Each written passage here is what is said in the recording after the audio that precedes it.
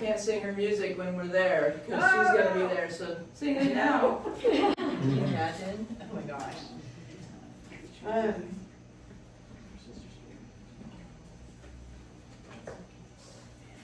So I want to share an experience I had this last week. I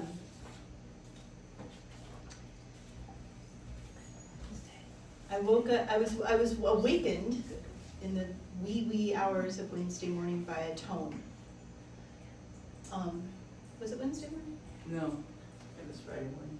No, it was the day before yesterday. No, Which tone are you talking about? the G tone. Thursday morning. Thursday morning. See, I don't even know. It's been kind of a week for us, for Reverend Linda and I. I misspoke yesterday too. Holding a lot, holding for ourselves around the loss of a friend and a community member. So holding that for ourselves and holding the community, it's a thing that comes with being in the role that we are. And so we really appreciate and need the support of our community in return. And so we're grateful for everybody who's here today and who touches base with us. And it's a reciprocal relationship with our community. And we love you all so much. But I was awakened in the wee hours of apparently Thursday morning by a tone. And I woke up and I listened to this tone and... Thursday morning, sorry. I was awakened by the tone, and my thought was, "Hi, Joe." And so I found the tone in my bowls, and Joe loved my singing bowls. I taught him how to play them. He loved bringing his little brass bowl and playing it. And so I thought I would bring my bowl. It's the key of G. It is throat chakra, and it is the tone that I heard when Joe passed.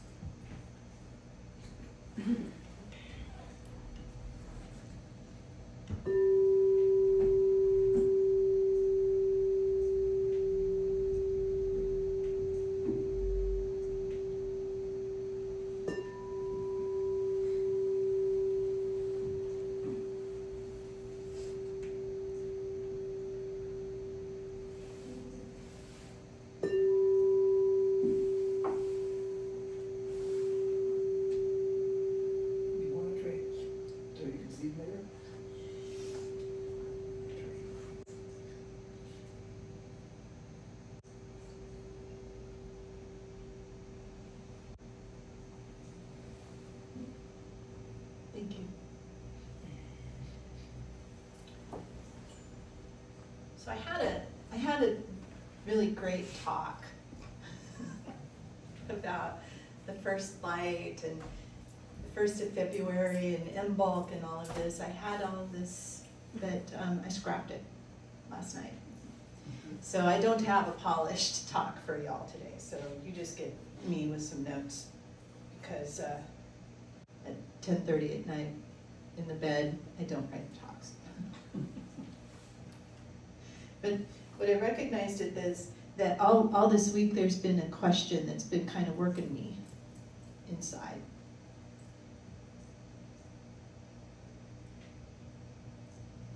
And the question for me was, this is just going to sound funny, but the question for me was, what is my lighthouse?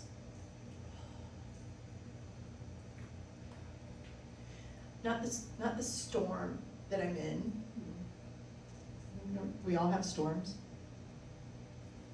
Not the theory of how the storm developed or where it started and how it's going and where it's going to end. None of that. But the real question, the deeper question for me was, what helps me stay oriented when things are chaotic? And so I'm going to invite you to just bring that question into yourself.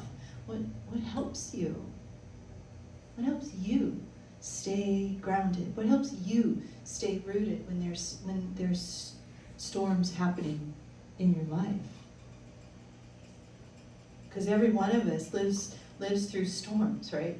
Our whole life, we're just kind of traveling between one storm to the next. I mean, you can look at it that way, or you can look at it, we're traveling from one, beautiful, peaceful sea to the next. However you want to frame it. The fact is that we all experience the storms. We all have dark nights of the soul. We all have ego death. We've all experienced losses that have changed us forever. Forever.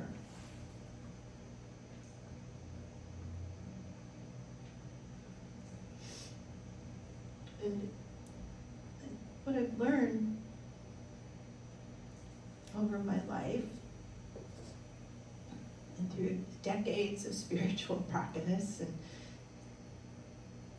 ministry is that it's never been the storm that threatened to destroy me. It's been the disorientation. It's been the disorientation. And so when I think about a lighthouse, I think, this lighthouse, the lighthouse doesn't do anything to the storm, right? The lighthouse doesn't calm the storm. The lighthouse doesn't do anything to rescue the ship. It does only one thing. The lighthouse does one thing. It tells the truth about where you are.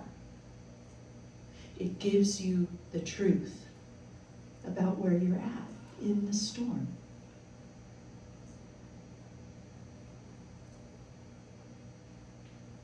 Sometimes I don't want to see where I'm at in the storm. Sometimes I want to pretend the storm isn't happening. That's never worked out very well.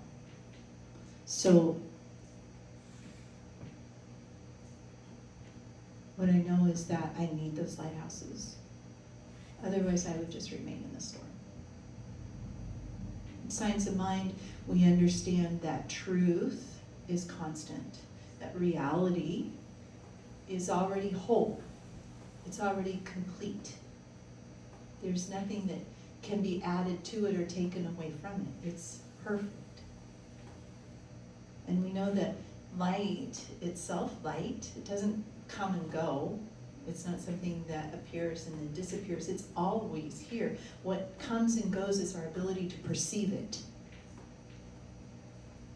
especially during the storms.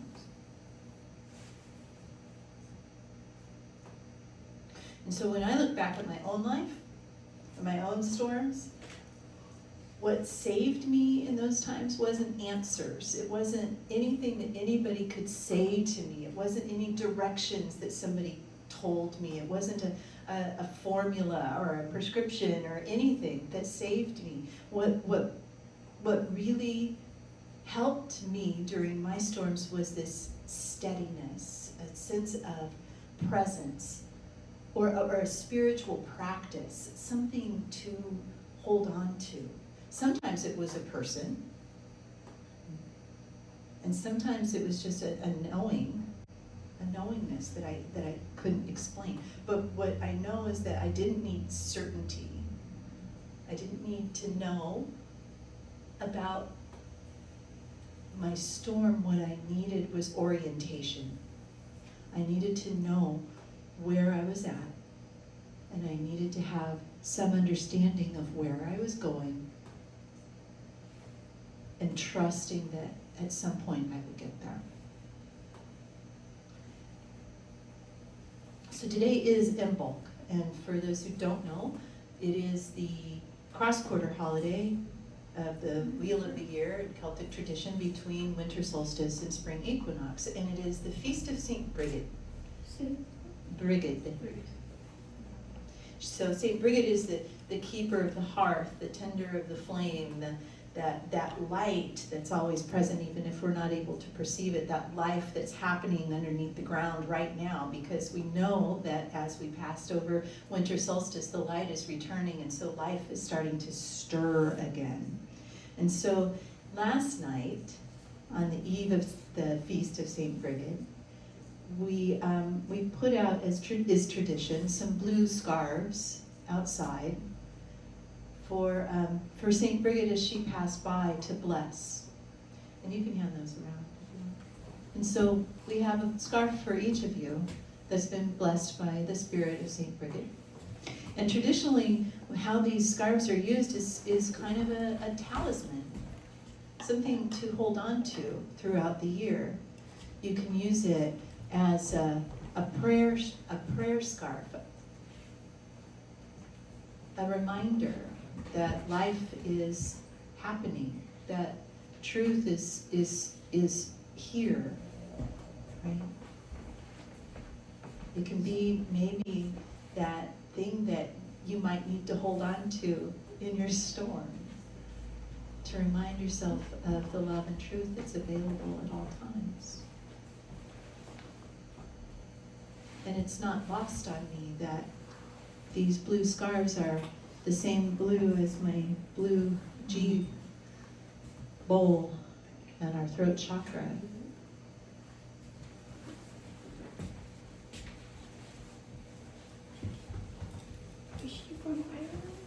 Yeah.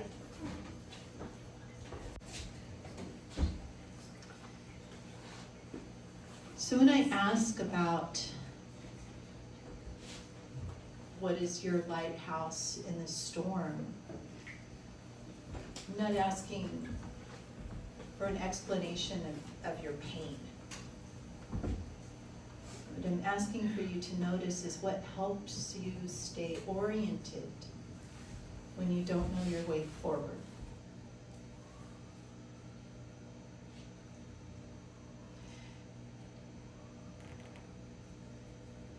I don't know if I've talked, I don't think I've spoken directly about this experience, but a couple of weeks ago in the world, in Minneapolis, a little boy, little 5-year-old boy, was walking home from preschool with his dad, and they were abducted by ICE.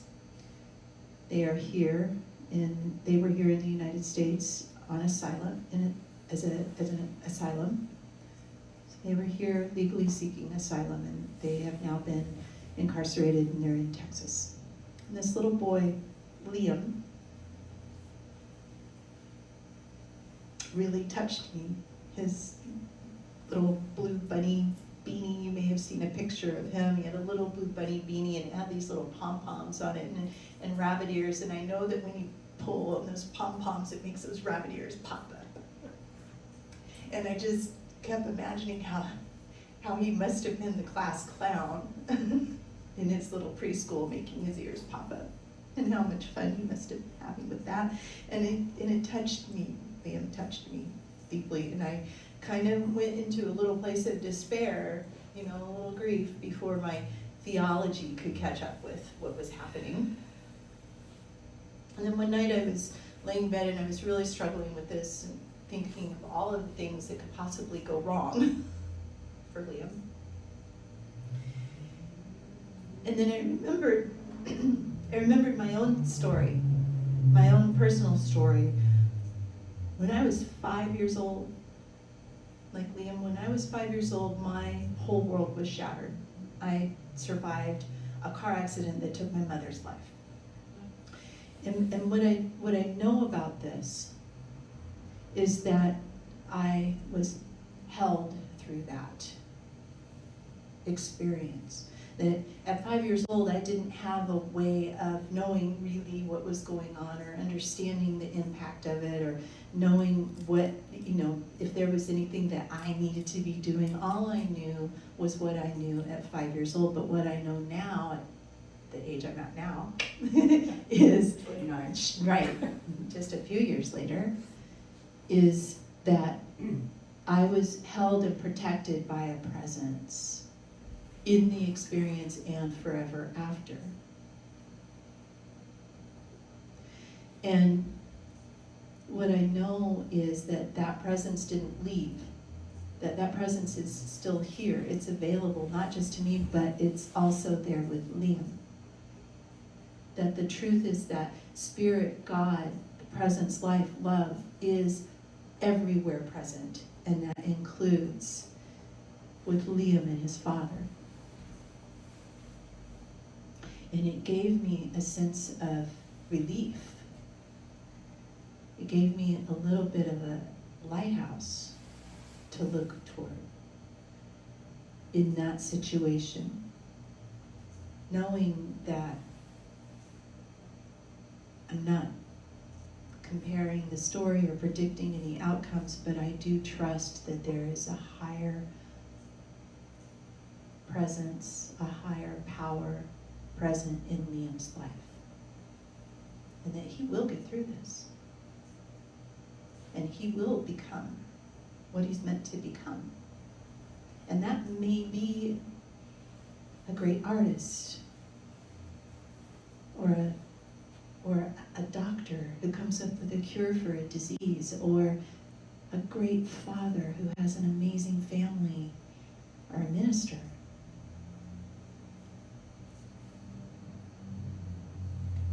You know, we didn't name this house the Lighthouse on accident.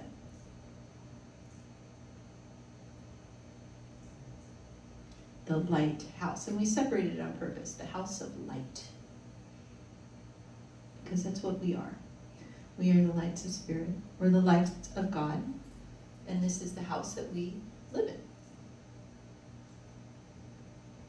And the lighthouse isn't a place where storms don't happen. They do happen here in the lighthouse. But it's a place that helps us remember who we are inside the storm. Somebody, I think in our community once said, you know, it doesn't matter what the storm is, what matters is who you were in it.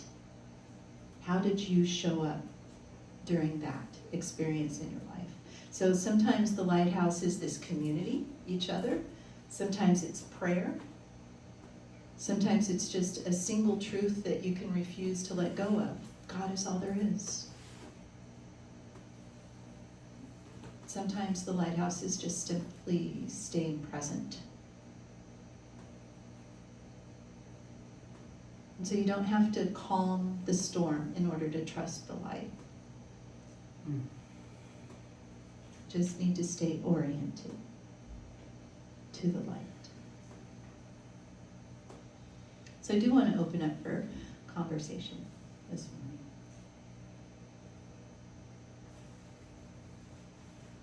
I know that some of us are grieving Joe, some of us are grieving other things. There's a lot going on right now in the world collectively and individually. And what I know about grief is that grief is just love without a place to land. Grief is love that is not oriented.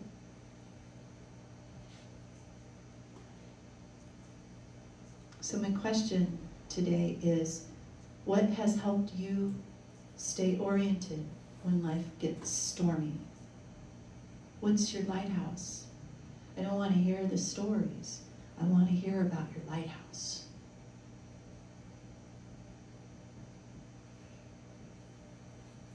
With me, it's grounding and running my energy and knowing that I am exactly where I need to be at any time. For Carol, it's grounding, running her energy, and knowing that she's exactly where she needs to be at any time. For me, it's staying connected to spirit and to the friends that I have out there in the community.